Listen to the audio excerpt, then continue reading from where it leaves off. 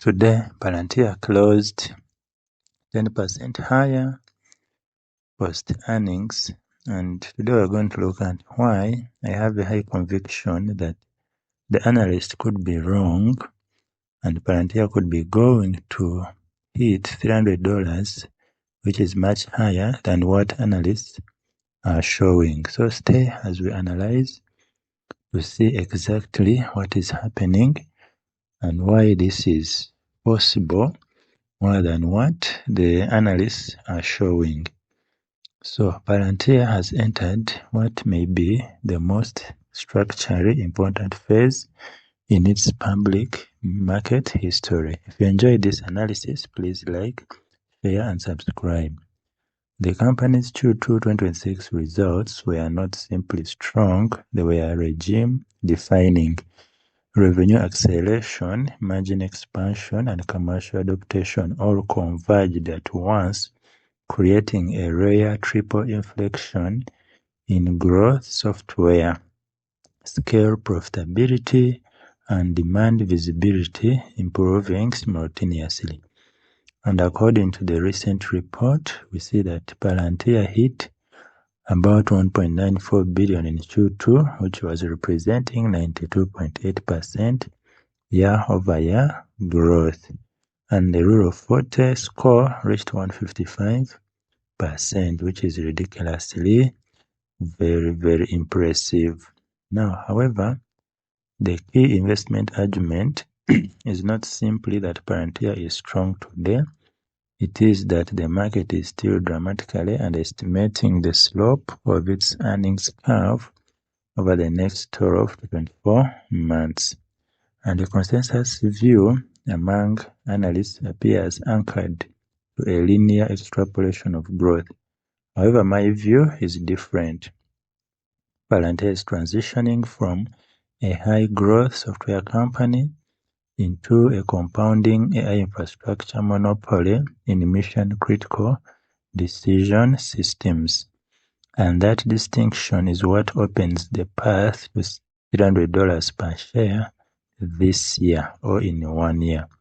Now, at $172, a move towards 300 represents roughly 75% upside.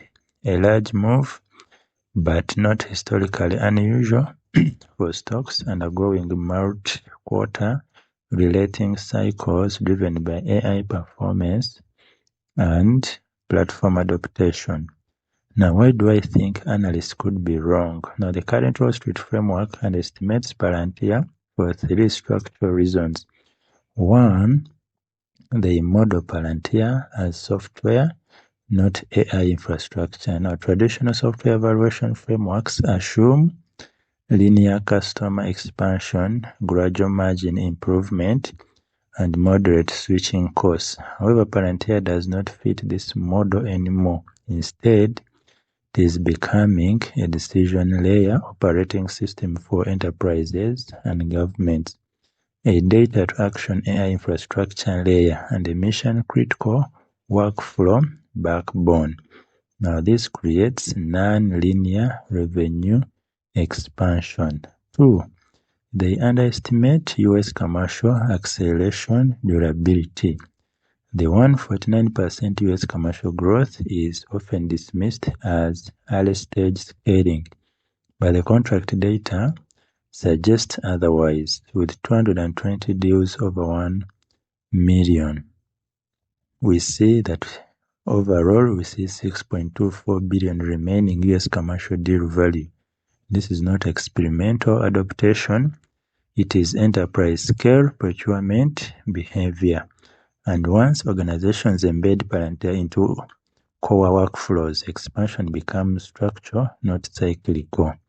And then they also assume margins must compress with scale. Historically, high-growth software companies sacrifice margins to scale. Now, Palantir is doing the opposite.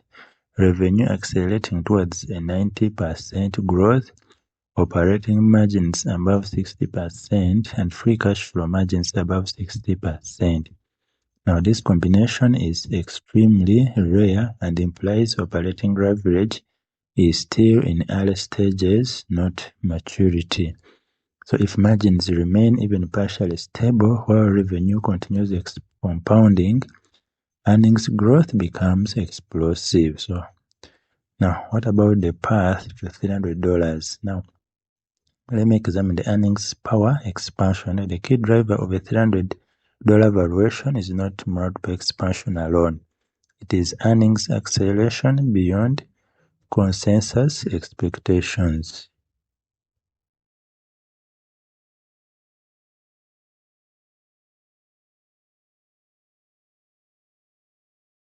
Now, let's break down the mechanics. Now, if fiscal year 2026 revenue approaches 8.1 billion with current guidance trajectory, and Palantir maintains 60% plus operating margins, strong free cash flow conversion, then annual earnings power could exceed 4.5 billion to 5.0 billion in free cash flow. Now, at that point, the market is no longer valuing Palantir on growth software multiples. It begins to relate it as a platform monopoly in AI decision systems. Now, comparable in narrative positioning to early AWS and early Google Cloud or early Microsoft Azure phases. Now, in those regimes, markets often assign 20x to 30x forward free cash flow multiples even at scale, and that implies a 90 billion to 150 billion annualized FCF valuation range, which supports a market cap well above 700 billion to 1 trillion over time. So a $300 share price is consistent with the early phase of that relating, not the end state. So my fourth point is the AI sovereignty mega trend. One of the most underappreciated structural drivers is AI sovereignty. Governments and enterprises increasingly want control over data pipelines, control over model deployment, and control over decision systems, secure, auditable AI infrastructure. This is not optional. It is becoming regulatory and operational necessity. And Palantir is uniquely positioned because it provides end-to-end deployment, which is Apollo, data integration, which is Foundry, and government-grade security, which is Gotham, and AI operationalization layer, which is AIP. So this creates a full-stack AI control system, not just a software tool. So the implication is critical. Palantir is not competing for software budgets, it's competing for infrastructure budgets. And infrastructure budgets are larger, more durable, less cyclical, and more politically protected. And this is the foundation of a potential multi-year relating toward this $300 plus. And then why the market relating has only just begun.